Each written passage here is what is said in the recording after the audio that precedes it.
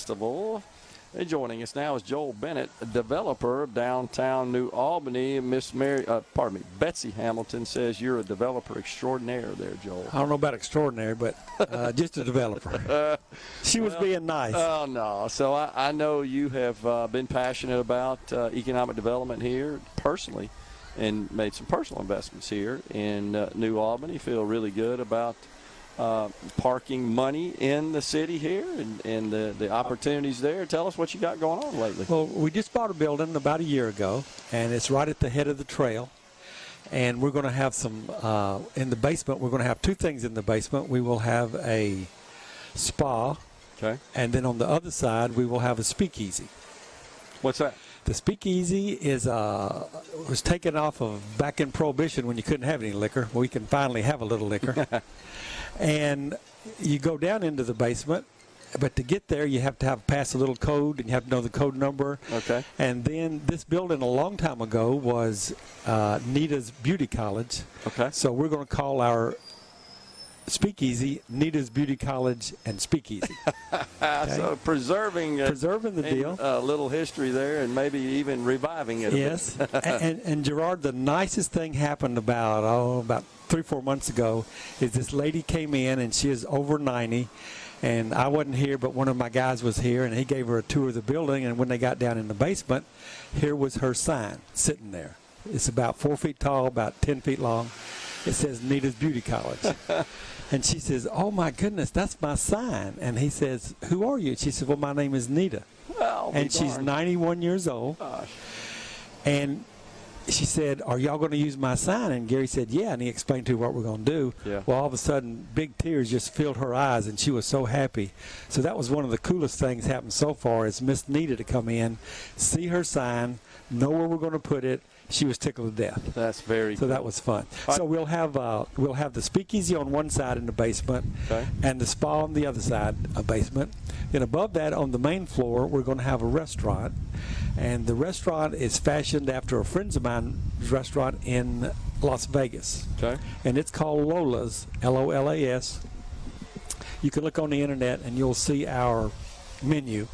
And all I want to do is do the exact same food she does in Las Vegas, because if we can match her food, we're going to hit a home run. So how do you go about replicating that? We send 2 cooks out there for a couple of months, work with her in her kitchen, and then she's coming down here for a month when we open. Okay. And when we get it right, my food will taste exactly precisely like her food. We're not trying to reinvent anything or make something off the cuff. We just want to duplicate what we know is successful. Oh, that's pretty And cool. her restaurant is successful. Yeah, that's pretty neat. The other thing about her restaurant is she was on Diners, Drive-Ins, and Dives, and that made her business go through the roof about 10 years ago when she was on it. Okay.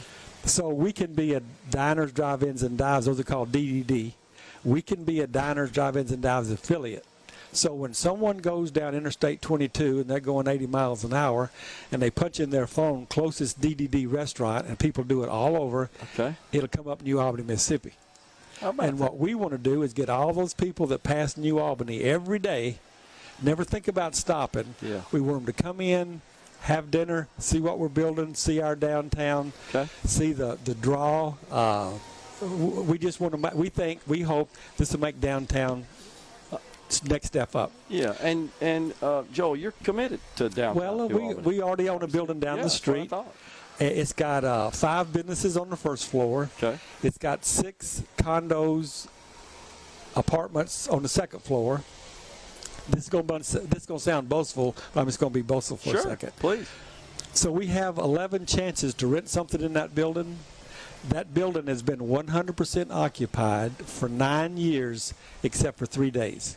That's incredible. You can't do that in New York City. No, that's incredible. So we're so lucky and so fortunate, Gerard, because we always have a waiting list. That is incredible. And what we want to do is just take another building downtown and make it as successful. It's called Hamilton Place. Okay. And we just want to make that as successful as that building is, and we will get people coming to New Albany. Well, I was going to say, if you've got a waiting list, it sounds to me like we need some more supply. We might do it. Demand exceeding supply. Yeah, we might do it. Okay. The other thing that we're so tickled about is everybody knows that Oxford, Mississippi has the square. Right. Okay?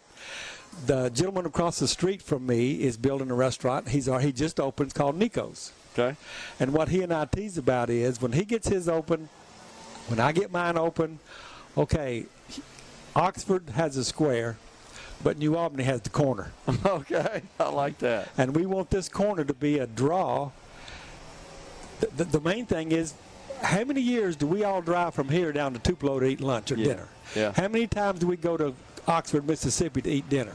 Okay. Wow. How many times do we go to the Rendezvous in Memphis to eat ribs? Right. Why don't people in Tupelo come over here and eat with us Makes instead of, total sense. It just, I mean, it's no further for them than it was for us all these years. Sounds like you're well on your way to achieving that distinction. Joel, thanks for coming on, and congratulations on all your success, and thank you for investing in New Albany, Mississippi. Thank you for having me, and I just invite everybody down here. We are out of here today, folks. Out of time. Back in the studio on Friday. I'm off tomorrow. Until then, stay safe and God bless.